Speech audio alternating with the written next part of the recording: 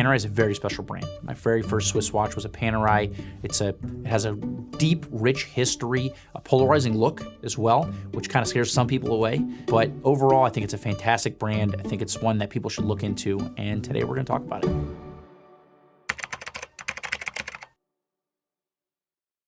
Panerai has a really interesting history, and it's kind of what drives the brand. I know that's what drew me to the brand. So it started in 1860. Giovanni Panerai was the founder, creator, watchmaker, created a watchmaking school. At the turn of the century, right around 1900, Guido Panerai, I think it was the grandson of Giovanni, took over the company and wanted to kind of focus more on making dive instruments and watches for the military.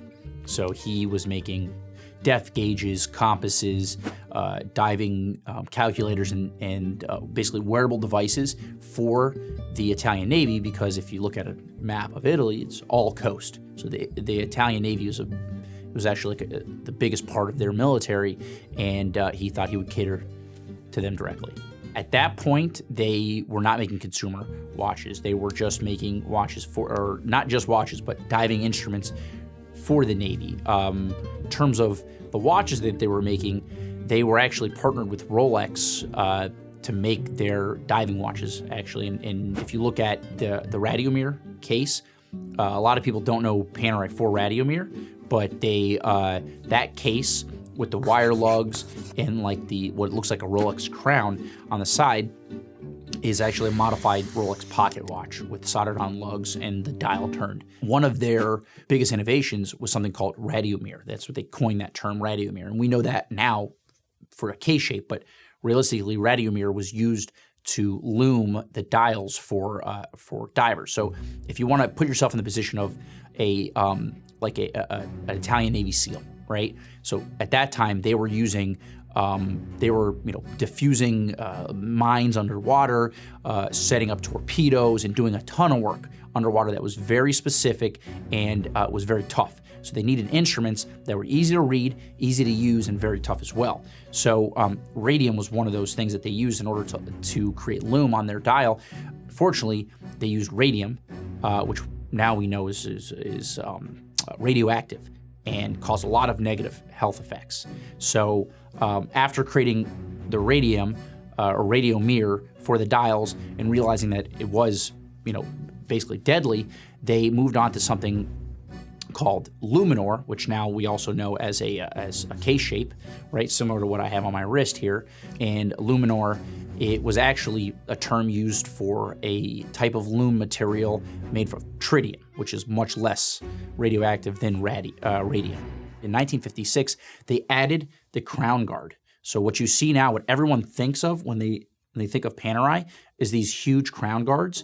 Imagine yourself again, you're an underwater diver and you're moving around, you're doing all these types of complex maneuvers and trying to carry out some mission. And if you bang your wrist into something, it knock the crown out of position and either change the time or even just completely destroy the watch. So what they wanted from the Italian Navy said, hey, we need something a little bit more substantial. So they patented this crown guard, which now becomes like the iconic, the iconic image for Panerai is this crown guard. In between World War II and roughly like the 70s, Panerai was like a small boutique company who made, small amounts of dive watches, and I guess they were sold to the public in their boutique in Florence, but it wasn't a very well-known brand. And then the quartz crisis came around in the 70s, and that's when a guy named Dino Zay took over from the original Panerai family to take over this brand and try to turn it around. So in 1972, Dino Zay, who was, I guess, the first CEO outside of the Panerai family, took over and tried to push this brand into a new direction, have more consumer-based watches, and try to grow it a little bit. And from then until 1996, the Daylight movie came out, and that's when Stallone was wearing a Panerai in the movie and became popularized. They actually started making special editions based on the movie. They have Daylight special editions, which have become very collectible. 1997, the brand sold to the Vendome, which is now the Richemont Group. But so when you hear the term pre-Vendome, those are watches that were made previous to 1997 and were back when Panerai was an independent brand. They became part of the Vendôme group or the Richemont group in 1997, and from then they moved all their operation over to Switzerland from Italy, which was very controversial for the brand. A lot of the watchmakers weren't happy. In fact, they stayed and spawned like new watch brands. So they have there's a brand called Dinozé. There's a brand called Anonimo. These are all the original watchmakers from the Panerai days in Italy. They stayed there to make their own watch brands, and the whole operation moved over to Switzerland, which realistically did increase the production rate as well as the quality of the watches being made, because everyone knows that the best watches are made in Switzerland. So when you bring all the production over there, you're gonna have a rise in that. So watches made post 1997 in Switzerland realistically are probably better quality, but the pre-Vendôme pieces are going to be more collectible. I'd say Panerai was the first and probably biggest benefiter of the rise of the internet, right? So a lot of brands right now are benefiting from social media, right? But before there was social media, there was message boards, forums, right? And one of the first forums that was associated with a watch brand and created a community was Paneristi.com. Which you can still up today. And when you look at it, it looks like it was made back in the early 90s. That's basically what it is. But the Paneristi forum was kind of the seed that grew that whole community. Everybody has their own definition of what a Paneristi is.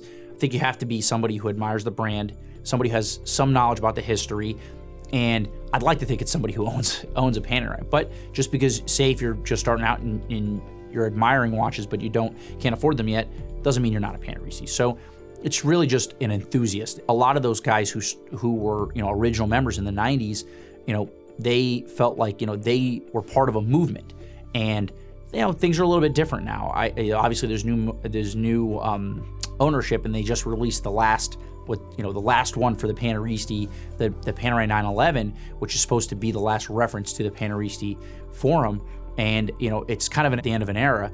But we did see the height. So in the last 5 or 6 years, we've seen the height of Panerai mania, and then the depths, like the valley of really the interest in the brand. And what happened is a lot of the older pieces, so those original pieces, early pieces like from the 40s and whatnot, and then 70s to the 90s. Pieces that used to be worth $100,000 are now worth like 20 and 30. So we've seen a huge value drop, and what that signifies to me is a lot of those guys who were deeply interested in the brand are no longer. So they lost a lot of their core collector base. But I can understand this from a business perspective. They were looking to widen their appeal. I think that they came out the other side, and they have a bright future, in my opinion. I have pretty decent collection now, probably about 15, 20 watches. And whenever I'm taking my 3 watches to travel with, Panerai's always there with me. And I have a special connection with that watch too, right? So there happened to be a customer who became a friend of mine. He owns a hotel in Jamaica. One of his employees, one of his friends, was snorkeling off in the water. And if you know anything about Negril, 7 Mile Beach, it's probably about like knee-high water for about, I don't know, maybe half a mile. So he's snorkeling off and out in the water and comes upon this watch, grabs it, brings it in, knows that my friend Mike is a watch guy, shows it to him, and says, this thing's a little rusted, looks a little damaged, but you like watches, here, you can have it. And I asked him, well, what do you want to do with this? Maybe we can try to send it back to Panerai for you, have it restored. He's like, listen, I'm not really interested in having the watch at all. If you want it, I'll sell it to you. And he sold it to me for a few $100. So I took that watch home. And once Godberg's bought our company, Watch You Want, which now is Watchbox, we had a relationship with the brand. I gave it to our service manager, said, hey man, anything you can do with this watch? So he goes, sends it out, comes back, and the watch looks brand new. Like, they did an amazing job to it. Kept the dial, kept the hands, and now that's a watch that I'm gonna keep forever. It's a perfect watch for me. So if you have Panerai that you want to sell, if you're looking for one you want to buy, or you just want to chat and talk about Panerai, man, just shoot me an email right here. Thanks for watching. If you enjoyed this video, please like, comment, and subscribe below.